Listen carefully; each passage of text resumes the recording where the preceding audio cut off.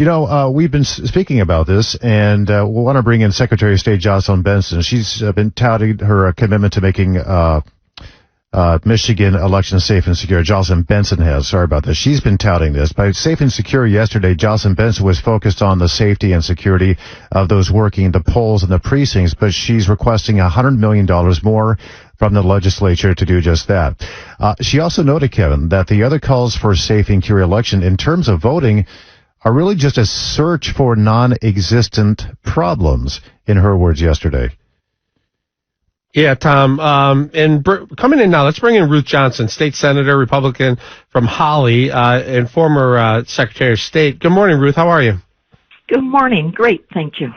We've been talking all morning about this 2,000 mules, and I don't know if you saw it or not, but we also wanted to talk about Jocelyn Benson's big press conference yesterday. What are your thoughts on looking backwards at elections in order to make sure future elections are safe? Well, we've passed a lot of bipartisan bills that unfortunately the governor has vetoed, that even the Democrats voted for in the House of Representatives. That really hurts us because the thing about the 2,000 mules I think it brought out is a lot of it is a process problem. And so we have a lot of bills to fix that, but we do have a Secretary of State that doesn't follow administrative rules or laws for Michigan, and that's really created a lot of doubt in people's minds. I mean, she sent unsolicited, which is really the local clerk's job, and both court cases said that they could not send them unless people asked for them or asked to be on a list. But our Secretary of State sent out 7.7 million pre-filled out absentee ballot requests, unheard of. Over 800,000 were not qualified voters, and then she told the clerks, our local clerks that actually conduct the elections and do a great job, she told them not to verify. She gutted the word verify to mean not to verify those votes, even though they're flagged on her qualified voter file as having moved. So she just said to presume that the signatures were genuine, just accept it. Those are changes that really gut the integrity. These things don't cost money. It's the process the clerks have always used, but she changed it last minute. And she didn't take off 177,000 names she was supposed to from the qualified voter file until she was sued to take them off. But they had already been sent out, and she's tried to allow ballots to be counted after Election Day, which is not the law in Michigan. So the past Secretary of State Terry Lynn Land and myself and Marion Sheridan, we all sued and we won. But a lot of things she does last minute doesn't tell the clerks, so that there's not time for a lawsuit to actually stop what she's doing. It's just not the right way to handle elections. You want people to know that they are not going to be disenfranchised, that people that do vote will be qualified voters, and over 20,000 people registered and voted without showing ID in the last 2 weeks before our last election. And then when she sent out 800,000 pre-filled out absentee ballot requests, I call them invitations to vote, we know that over 1,000 people voted that had surrendered their driver's license to another state. These are the kinds of things that can be fixed. It is the local 1,525 local clerks that conduct the elections. Over in elections for the state, they're just an oversight, and they only have 33 people, so I don't know why she would need $100 million. The clerks have not asked for more money, and we did throw in from the state $30,000 million, I'd say, from the Help America Vote Act, and the legislature threw in another 10 so they could all have up-to-date machines, tabulators, which is helpful. Now, she said that she's not going to send out those absentee ballot applications this time around. What she didn't talk about is any need for more voter ID. That is something that Michigan voters, Michigan people overwhelmingly support, but we haven't heard much about that from her. No, she doesn't really talk about it. It was kind of a Trojan horse. In November of 2018, we had Proposal 3 on there.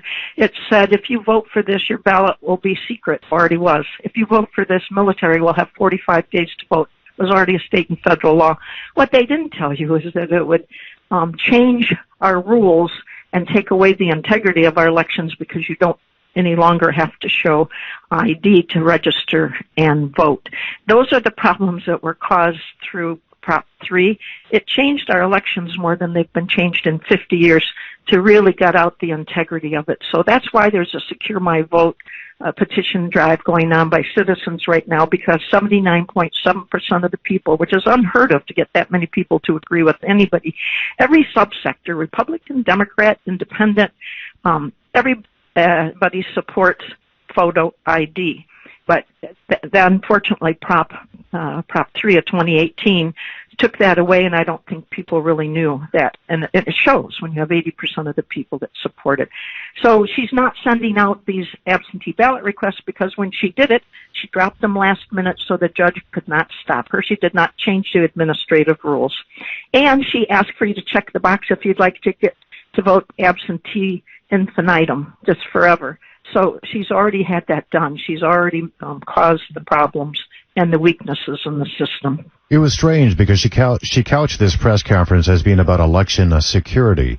But then she said at the press conference that she was questioning the integrity of the 2020 election is very dangerous. But you've said that she gave people a reason to doubt the integrity of the election, and it's based on some of the examples you just cited. You believe that's the case?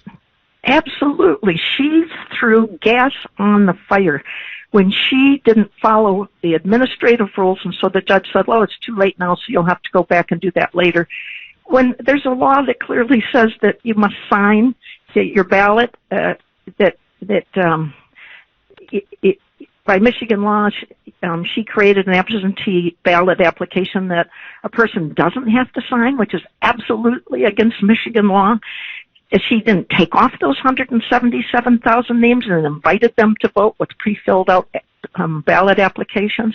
I mean, these are things that need to be fixed, and then the governor vetoes things when we try to fix these things. Plus, they were already against administrative rules, or she wasn't given the authority by law. Benson wasn't, but she did them anyway. And yes, it makes people worried about whether their vote's going to count. Are they going to be disenfranchised by somebody voting that shouldn't?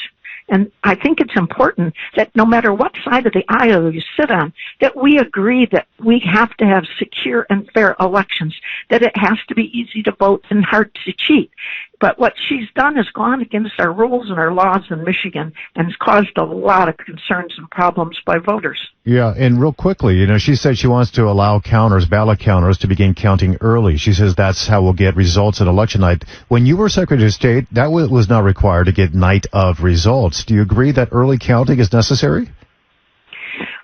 I mean, it's a double-edged sword. If people can't wait the time that it takes, they want it done right away. But here's the problem. How do you secure those votes? The chain of custody, where are they going to stay?